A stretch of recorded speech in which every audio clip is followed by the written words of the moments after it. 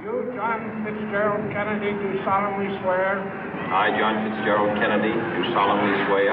That you will faithfully execute the office of President of the United States. That I will faithfully execute the office of President of the United States. And will, to the best of your ability. And will, to the best of my ability. Preserve, protect, and defend the Constitution of the United States. Preserve, protect, and defend the Constitution of the United States. So help you God. So help me God.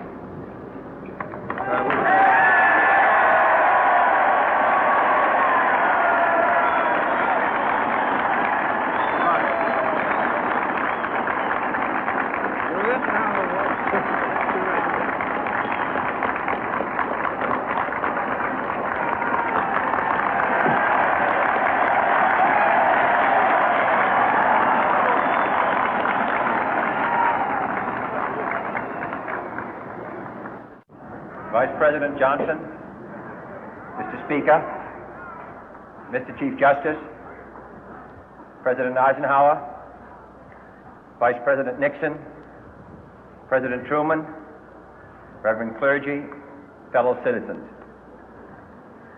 We observe today not a victory of party, but a celebration of freedom, symbolizing an end as well as a beginning, signifying renewal as well as change. For I have sworn before you and Almighty God the same solemn oath our forebears prescribed nearly a century and 3/4 ago. The world is very different now, for man holds in his mortal hands the power to abolish all forms of human poverty and all forms of human life.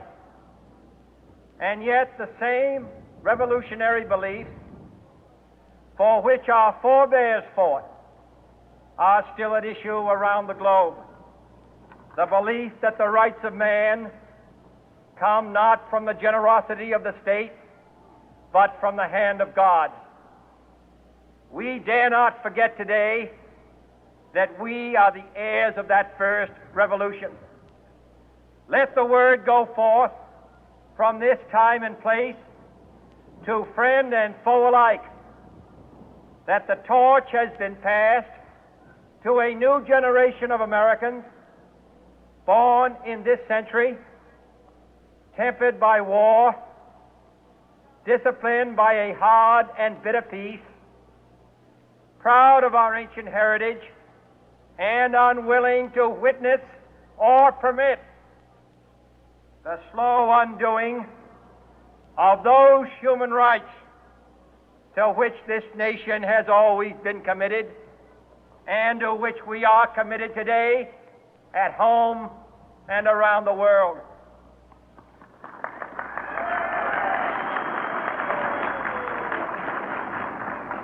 Let every nation know, whether it wishes us well or ill, that we shall pay any price, bear any burden, meet any hardship, support any friend, oppose any foe to assure the survival and the success of liberty.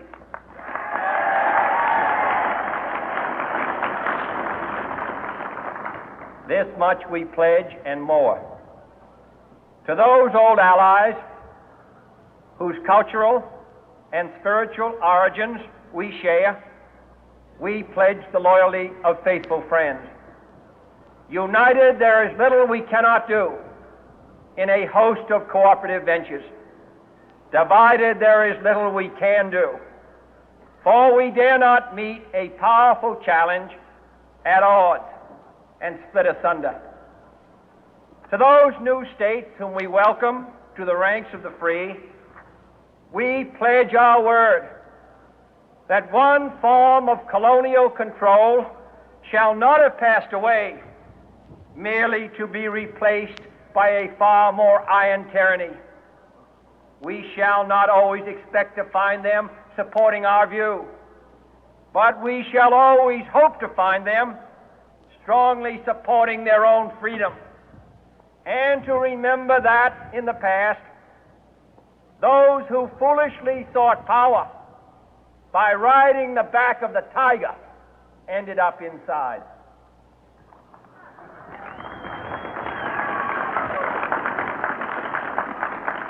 To those people in the huts and villages of half the globe struggling to break the bonds of mass misery, we pledge our best efforts to help them help themselves for whatever period is required, not because the communists may be doing it, not because we seek their votes, but because it is right. If a free society cannot help the many who are poor, it cannot save the few who are rich.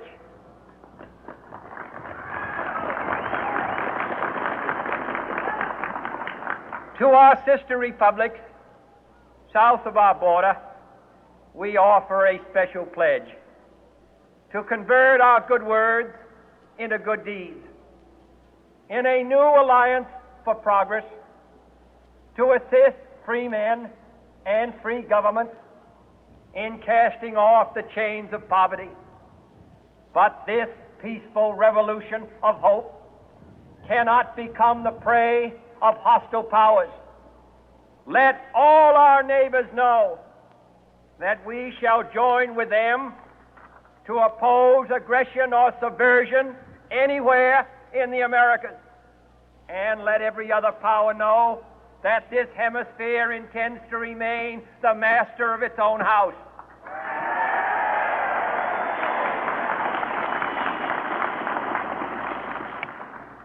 To that World Assembly of Sovereign States, the United Nations, our last best hope, in an age where the instruments of war have far outpaced the instruments of peace, we renew our pledge of support to prevent it from becoming merely a forum for invective, to strengthen its shield of the new and the weak, and to enlarge the area in which its writ may run.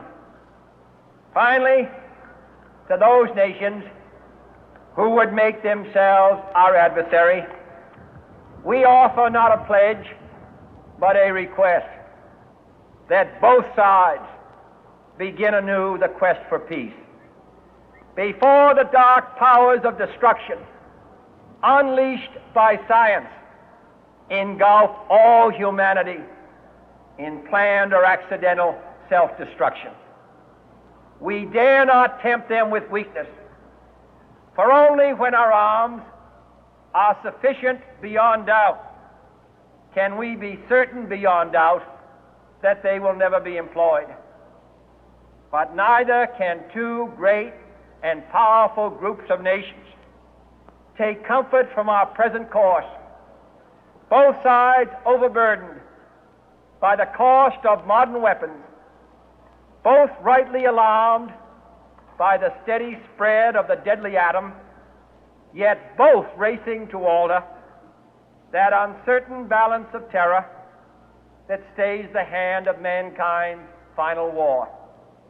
So let us begin anew, remembering on both sides that civility is not a sign of weakness, and sincerity is always subject to proof.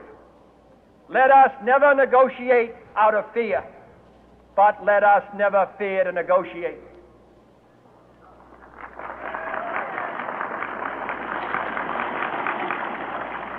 Let both sides explore what problems unite us, instead of belaboring those problems which divide us.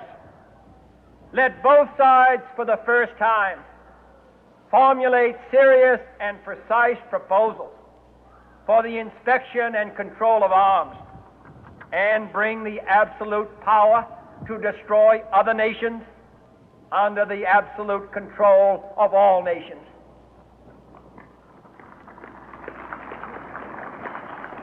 Let both sides seek to invoke the wonders of science instead of its terrors.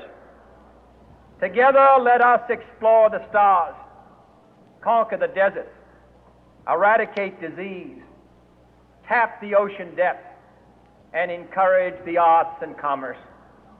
Let both sides unite to heed in all corners of the earth the command of Isaiah to undo the heavy burden and let the oppressed go free. And if a beachhead of cooperation may push back the jungle of suspicion, let both sides join in creating a new endeavor, not a new balance of power, but a new world of law, where the strong are just and the weak secure and the peace preserved. All this will not be finished in the first 100 days, nor will it be finished in the first 1,000 days, nor in the life of this administration, nor even perhaps in our lifetime on this planet. But let us begin.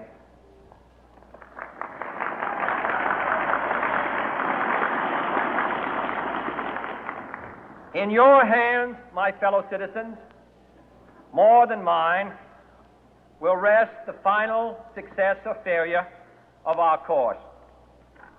Since this country was founded, each generation of Americans has been summoned to give testimony to its national loyalty. The graves of young Americans who answered the call to service surround the globe. Now the trumpet summons us again, not as a call to bear arms, though arms we need, not as a call to battle, though in battle we are, but a call to bear the burden of a long twilight struggle, year in and year out, rejoicing in hope, patient in tribulation, a struggle against the common enemies of man, tyranny, poverty, disease, and war itself. Can we forge against these enemies a grand and global alliance, north and south, east and west, that can assure a more fruitful life for all mankind? Will you join in that historic effort?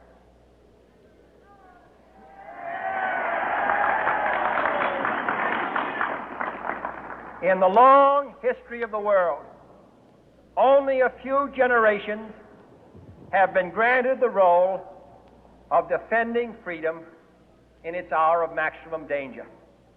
I do not shrink from this responsibility. I welcome it.